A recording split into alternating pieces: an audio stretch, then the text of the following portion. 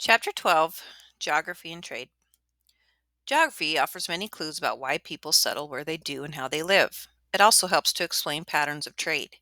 As you will see throughout this chapter, trade played a key role in the growth of West African societies. Let's take a look at the geography of West Africa and its influence on trade. In the north, West Africa begins in the sands of the Sahara Desert. To the west and south, it is bordered by the Atlantic Ocean, and to the east by the mountains of present-day Cameroon. This region includes the vegetation zones of desert, semi-desert, savanna, and forest. The Sahara Desert spreads across approximately 3.5 million square miles in North Africa and the northern part of West Africa. Sand dunes cover 1/4 of the Sahara, but this desert also has bare, rocky plains and even mountains. The Sahara is very dry except for some scattered oases. As you can imagine, it was not a suitable place for large settlements. South of the Sahara is a zone of semi-desert called the Sahel. The Sahel is not as dry as the Sahara. It has enough water for short grasses and some small bushes and trees to survive. The southern part of the Sahel merges into the savanna, an area of tall grasses and scattered trees. The savanna has a long rainy season. Because of the rain, grains such as millet, sorghum, and rice can be grown there. Grasses provide food for cattle, camels, goats, and sheep. Rivers like the long Niger River help make nearby land fertile and also provide fish for eating. The Niger River extends into the forest zone in the southern part of West Africa. This zone is wetter than the savanna. Its northern part is a woodland forest of trees and shrubs. Oil palms, yams, and cola trees grow here. The southern part of the zone is lush rainforest where rain falls year-round. In the rainforest, tall trees such as mahogany and teak grow above swamps and lagoons. The geography of West Africa influenced the pattern of trade that's developed there. Different resources are found in each of the vegetation zones. As a result, people living in different zones had to trade to get the items they could not provide for themselves. For example, people in the savanna may have traded grains in return for yams or mahogany from the forests. Several major rivers served as trading routes in West Africa. The Niger is the region's longest river. It became a kind of trading highway. People in ancient times traveled the Niger and other rivers by canoe to trade goods. Some traders also crossed the desert from North Africa, but most early trade was between West African settlements. 12.3 Early Communities and Villages. By about 4000 BCE, some people had settled to farms south of the Sahara Desert. The earliest farming communities were made up of extended families. An extended family includes close relatives such as grandparents, as well as aunts, uncles, and their children.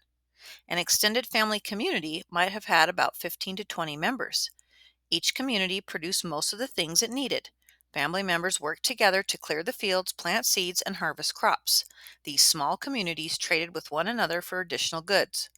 Very likely, one of the male elders made decisions for the family community. Over time, family communities joined together to form villages. A village might contain 100 to 200 people. The village leader was probably chosen for his wisdom. Extended families usually band together in villages to get needed help. For example, people might need to work together to control a flooding river or to mine for iron or gold. They may also have come together for protection. Archaeologists have discovered ruins of high walls and gates at the ancient West African village of Dartichtit.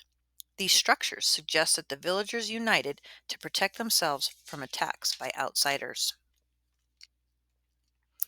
12.4 The Development of Towns and Cities. Some West African villages gradually developed into towns and cities. Ancient cities in West Africa were not as large as modern cities, but some had thousands of residents. Why did villages grow into cities in West Africa? Two important reasons were the growth of ironworking and the expansion of trade.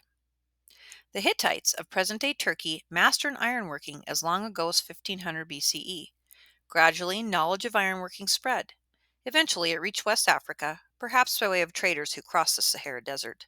Some scholars think that ironworking developed independently among people in the northern part of West Africa. By the 500s BCE, a people called the Nok were making iron tools. They lived in what is now central Nigeria. Archaeologists have found some of their iron tools in iron smelting furnaces. Smelting is the process of heating and melting ore in order to get iron or other metals from it. The Nok used enormous amounts of charcoal to fuel their iron smelting furnaces. The red-hot iron was then hammered and bent into useful shapes by skilled workers called blacksmiths. Nok blacksmiths made axes, hoes, and weapons such as spears. The craft of ironworking spread rapidly throughout West Africa. The ability to make tools out of iron brought major changes. With iron tools, farmers could clear land and grow crops more efficiently than with stone tools. The greater abundance of food supported larger villages where more people were free to work at other trades such as weaving, metalworking, and pottery making. More and more villages produced surplus food and handmade goods. They could then trade their surplus for goods they could not produce themselves. As goods traveled across West Africa, villages located along rivers or other easily traveled routes became trading sites. Villages that controlled trade routes became market centers and grew richer by charging for trading activity. They drew many people to work at new jobs such as supervising trade and helping construct public buildings. Some of the villages grew into sizable towns and cities. Other large settlements grew up around natural resources such as iron ore and good farmland. The ancient city of Gennaro. In 1977, archaeologists began excavating the ancient West African city of Gennaro. Built in the 3rd century, it existed for more than 1600 years. Before it was rediscovered, historians thought that cities did not exist in West Africa until outsiders arrived and helped local people build them. The discovery of Gennaro proved this theory wrong. It was built where the Niger River meets the Bonny River. This was an ideal location for farming, fishing, and trade. The people of Gennaro traded their surplus goods, such as catfish, fish oil, onions, and rice, for salt, iron ore, copper, and gold. The iron ore came from 50 miles away and the copper from 600 miles away. Gennaro grew into a busy city of about 20,000 people. It was surrounded by a circular wall 10 feet wide and 13 feet high. The wall may have been built to give the city more status and to make it easier to control the comings and goings of traders. The people of Gennaro lived in circular houses. At first, the houses were made from bent poles and woven mats. Later, they were built from mud blocks. The city's people worked at many crafts. Besides farmers and fishermen, there were potters, metalsmiths, weavers, leather workers, bead makers, and ivory carvers. The most respected people in Gennaro were the blacksmiths. The people of West Africa prized iron even more than gold. They were amazed by the blacksmith's ability to make useful tools from iron. People thought the blacksmiths had supernatural powers. For this reason, they gave blacksmiths many responsibilities. Blacksmiths acted as political leaders, judges, and doctors. Some were charged with predicting the future. In recent years, scientists have studied the sites of other ancient cities in West Africa. They have found evidence of trade, craftsmanship, and wealth. 12.5 The Rising Kingdoms of Empires. Trade was a major factor in the rise of kingdoms in West Africa. Ghana, Mali, and Songhai were all trading powers that ruled over large areas. Historians often refer to them as empires as well as kingdoms. How did the first kingdoms develop? The rulers of some trading cities in West Africa became wealthy by collecting taxes from the goods that were bought and sold. With their wealth, they could afford to raise large armies. These armies could conquer other trading areas nearby. Then the ruler could take over the trade of those areas and become even wealthier. Rulers also collected tribute from the people they conquered. The payment of tribute was a sign that the ruler accepted the king's authority. Tribute could also pay for protection from outside attackers.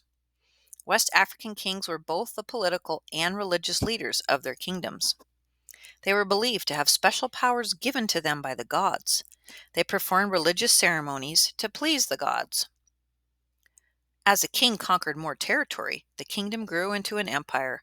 Sometimes a king sent a governor to rule a conquered area. Sometimes he allowed conquered people to rule themselves.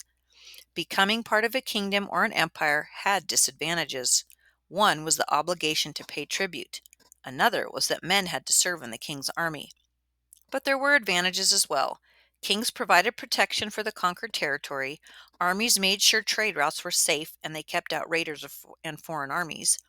Wars between small cities ended. Kings collected luxury goods from their subjects and passed them out fairly throughout the kingdom. They also gave expensive presents to their governors. The great kingdoms of West Africa did not rely on only local trade. By the time Ghana became an important power, trans-Saharan trade was bringing new wealth to West Africa. Control of trade, particularly in West African gold, was also a key to the power of Mali, Songhai. too relied on trade with distant lands. You'll learn more about the importance of trans-Saharan trade in the next chapter.